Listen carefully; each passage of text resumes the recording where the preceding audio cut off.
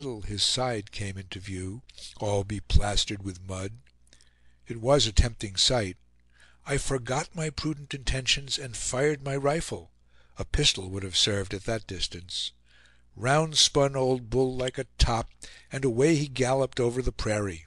He ran some distance, and even ascended a considerable hill, before he lay down and died.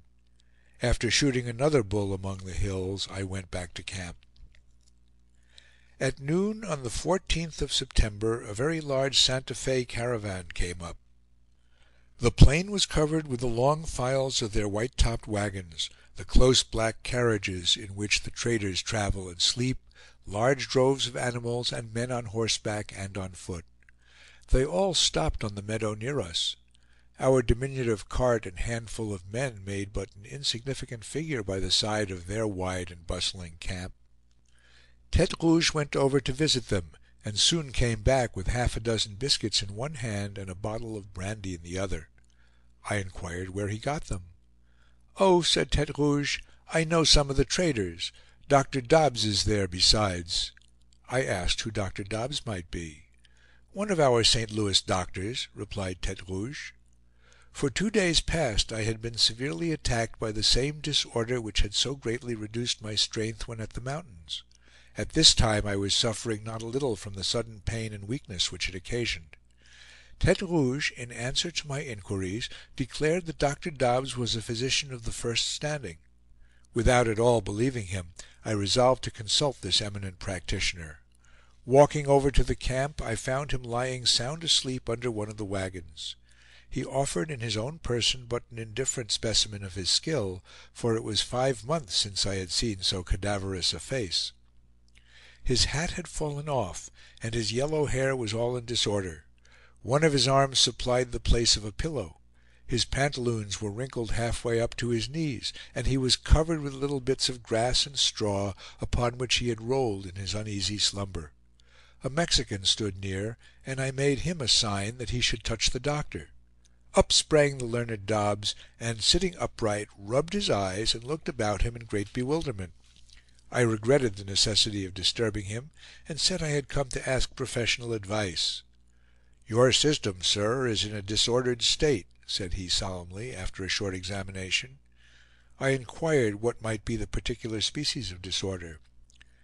"Evidently a morbid action of the liver," replied the medical man. "I will give you a prescription." Repairing to the back of one of the covered wagons, he scrambled in. For a moment I could see nothing of him but his boots. At length he produced a box which he had extracted from some dark recess within, and opening it, he presented me with a folded paper of some size. "What is it?" said I. "Calomel," said the doctor. Under the circumstances I would have taken almost anything. There was not enough to do me much harm, and it might possibly do good; so at camp that night I took the poison instead of supper. That camp is worthy of notice. The traders warned us not to follow the main trail along the river, unless, as one of them observed, "you want to have your throats cut." The river at this place makes a bend, and a smaller trail, known as the Ridge Path, leads directly across the prairie from point to point, a distance of 60 or 70 miles. We followed this trail, and after traveling 7 or 8 miles we came to a small stream where we encamped. Our position was not chosen with much forethought or military skill. The water was in a deep hollow with steep high banks. On the grassy bottom of this hollow we picketed our horses, while we ourselves encamped upon the barren prairie just above. The opportunity was admirable either for driving off our horses or attacking us. After dark, as Tete Rouge was sitting at supper, we observed him pointing with a face of speechless horror over the shoulder of Henry, who was opposite to him. Aloof amid the darkness appeared a gigantic black apparition, solemnly swaying to and fro. It advanced steadily upon us. Henry, half vexed and half amused, jumped up, spread out his arms, and shouted. The invader was an old buffalo bull, who with characteristic stupidity was walking directly into camp. It cost some shouting and swinging of hats before we could bring him first to a halt and then to a rapid retreat.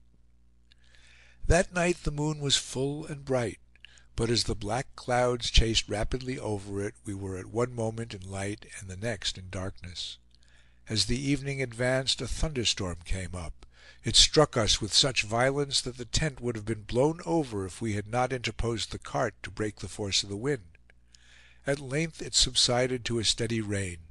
I lay awake through nearly the whole night, listening to its dull patter upon the canvas above. The moisture which filled the tent and trickled from everything in it did not add to the comfort of the situation. About 12 o'clock, Shaw went out to stand guard amid the rain and pitch darkness. Munroe, the most vigilant as well as one of the bravest among us, was also on the alert.